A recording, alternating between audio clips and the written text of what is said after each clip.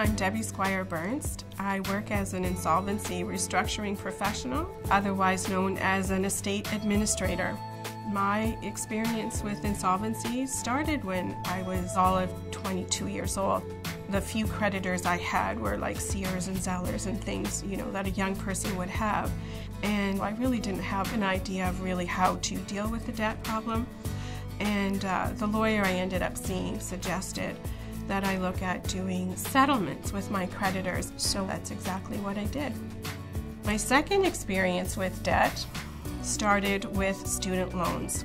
When I was done school, I went to the bank and negotiated what I thought was a really good deal and started repaying the loans at 13.75% interest. It took me about 4 years to repay those loans. That, I'm happy to say, was my last experience with having serious debt problems. As part of my working in insolvency and helping people with financial difficulties, there's some great resources that are available. And one of my favorite is the Financial Consumer Agency of Canada.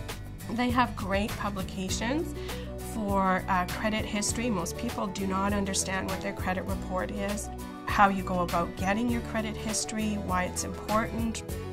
They have publications to deal with almost any type of financing that you're looking at. And my all-time favorite resource of theirs is the credit card comparison.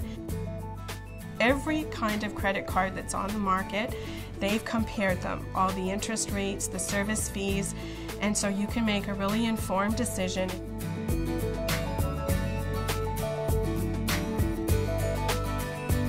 I know from my own personal experience what I bring to my job, and I realize that the only thing that separates us from being on different sides of the table is just one life experience, something that happens that you have maybe very little control over. If you lose a job or you get really ill and you haven't had a lot of time for planning like I hadn't when I was pregnant at a very young age. I don't want them to feel shame or embarrassed. I just want them to feel like it's okay to have made a mistake and that there are some things that we can do to help them correct it. Making changes in your life is never easy, but it's always necessary, I think. I made several lifestyle changes, and through all of those things that I've done, I've been really careful about how much it was going to cost and how I was going to get the money to pay for it. You really have to be aware of your responsibility and what you want to get out of that process. And it feels very good to be here.